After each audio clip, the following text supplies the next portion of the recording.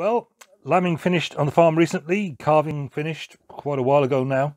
And when we speak about new addition on the farm at the moment, a new addition, well, what we're really talking about is this drone, which has come onto the farm in the last week. Caleb has wanted one for a long time. He's got the opportunity to train, to be a CAA accredited drone pilot, and to deploy those skills with his mountain rescue. But we're beginning to see how useful this little training drone we've bought for him for the farm is turning out to be in terms of keeping an eye on the situation, watching over the land, being able to survey and see what's going on, spot where the stock are and keep an eye on them and see what's happening. You can see how it would be useful also for mountain rescue, for watching over people as they're in risky situations, or for identifying them and being able to get after them and to deploy help.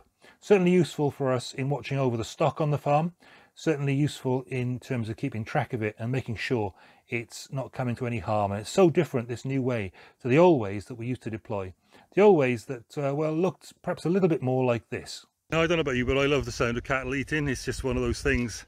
And these we're having to keep a close eye on at the moment because they've had a hard winter, and you can tell it's never very satisfying. It doesn't feel good when they haven't had a good winter. It's like, I don't know, it's like looking after your family and your kids. You have a responsibility for it, you feel for them, and you want to look after them.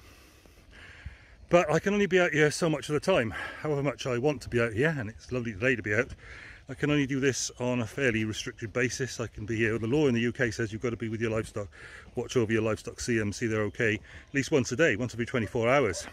But there's a verse in the Bible that is kind of encouraging for the situation we find ourselves in at the moment, and it's Psalm 121, verses 3 and 4. That psalm's a great psalm. It starts off, "Up to the hills I'll lift up my eyes. Where does my help come from? My help comes from the Lord."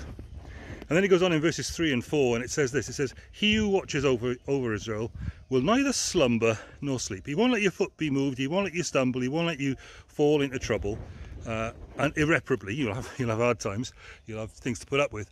But he who watches over you will neither slumber nor sleep. Anybody who's been a parent and has had a sick child and has spent time sitting up, watching over their bed or their cot, you get the general picture there. But that's not the only way we watch over our kids. We watch over them when they're out playing in the garden, maybe on COVID lockdown or whatever it happens to be. We watch over them and make sure they're not getting into trouble and they're not misbehaving. And you know, that verse has a double edge to it. It has this idea that God is watching over you for your good, because he who watches over Israel, that is his people, doesn't slumber or sleep. He watches over them to take care of them and to fulfill his covenant love to them. But also it means he can see what's going on, and he knows when we're up to mischief. And that's when it gets to be the other side of that double-edged sword, isn't it? He who watches over you will neither slumber nor sleep. Well, that means he knows what's going on. And if we are his people, he knows what's going on to take care of us. But also, like any parent, he knows what's going on to keep an eye on the situation too. And that's where the Lord Jesus comes in with his cross, and that's where he comes in with his mercy and his forgiveness to sinners, watching over us, loving us, caring for us, and then correcting. So why am I saying this to you today?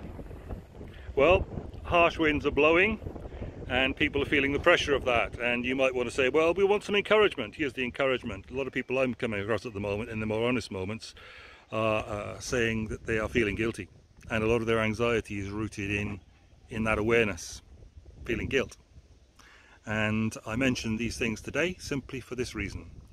We find it very difficult sometimes to confess our guilt because we think nobody's seen and nobody's listening and we've got away with it, and then it's hard to confess it and come up with it and to face up to that. Here's the encouragement. You may be out there feeling guilty about this, that or the other, something you haven't managed to say, something you have said, somewhere you've behaved at home because the pressure's been on and it's caught you out. Hey, look, God knows. You're not telling him anything he doesn't know. He knows that anyway. But what you are doing when you come back to God and you confess that is that you are putting it right with him. You're getting back amongst his covenant people, his Israel. And he who watches over Israel takes care of them in his covenant love, watches over them day and night. The way I'm not able to do for these cattle, though I'd love to. Watches over so that your foot shan't slip, so that you shan't stumble, so that you shan't strike your foot against a stone. Have a look at Psalm 121. Fantastic read, most encouraging. But we need to be realistic about where we are realistic about things we might feel bad about, and realistic about finding ways to deal with that, God shows us how in His Word. Thanks for listening. God bless you.